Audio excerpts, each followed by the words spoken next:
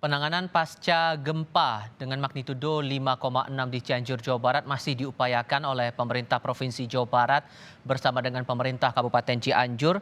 Terakhir kali setelah melakukan pemantauan di Rumah Sakit Umum Daerah Sayang Cianjur, Jawa Barat, Gubernur Ridwan Kamil melaporkan data terakhir korban meninggal dunia sebanyak 56 orang dengan 700 lebih korban luka. Saat ini kebanyakan korban ditangani di Rumah Sakit Umum Daerah Kabupaten Cianjur. Visualnya terlihat saat ini di layar kaca Anda, Saudara, dengan kapasitas rumah sakit yang terbatas ditambah dengan tenaga kesehatan yang tidak sebanding jumlahnya dengan para pasien yang harus ditangani di sana, membuat kondisi pasien tidak sepenuhnya bisa tertampung di dalam gedung rumah sakit. Kebanyakan berada di halaman rumah sakit dan ini juga yang masih terus diupayakan oleh pihak pemerintah Provinsi Jawa Barat bersama dengan pemerintah Kabupaten Cianjur untuk tenaga kesehatan yang berada di sana. Masih bergabung saat ini eh, pengamat dari Institut Teknologi Bandung Irwan Melano.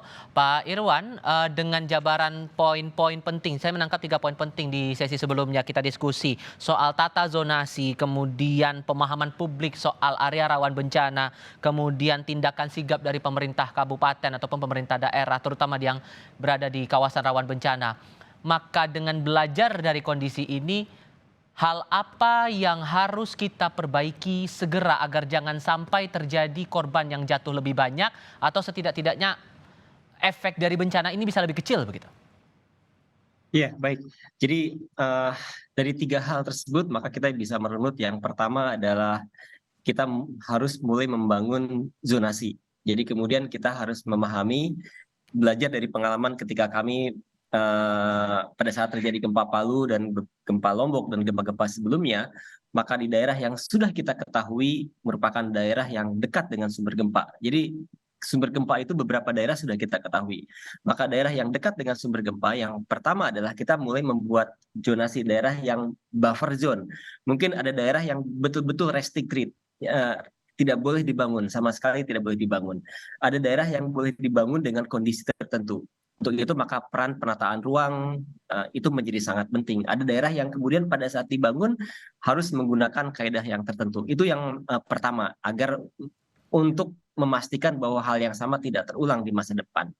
Yang kedua adalah pengetahuan masyarakat. Kita harus meningkatkan literasi dari masyarakat akan potensi gempa.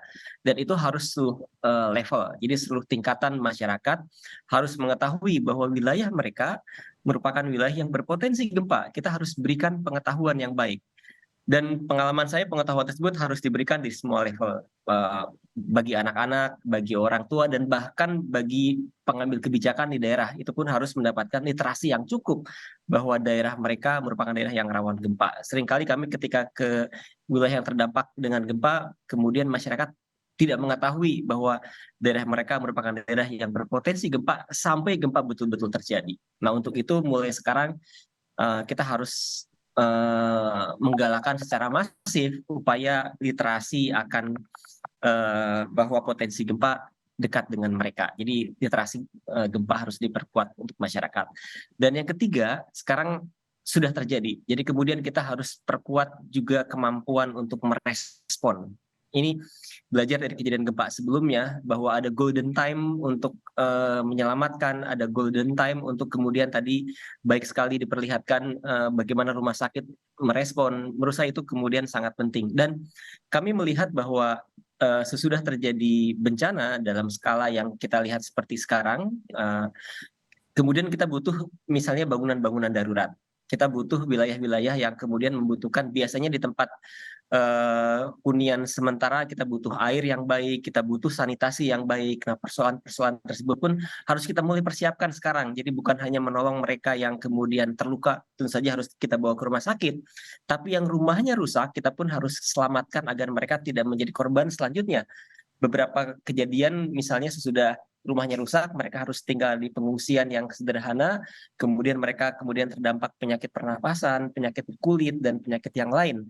Untuk itu kita bisa mulai dulu dari yang ketiga sekarang, yaitu kita memberikan respon terbaik kepada masyarakat. Nah, baru sudah itu wilayah-wilayah yang lain yang belum terdampak kita perkuat literasinya, kemudian kita perkuat juga pengetahuan dari masyarakat, dan juga kemudian pemerintah daerah pun kita persiapkan sehingga kita memiliki zonasi yang baik daerah-daerah yang perlu dibangun dengan kaidah tertentu.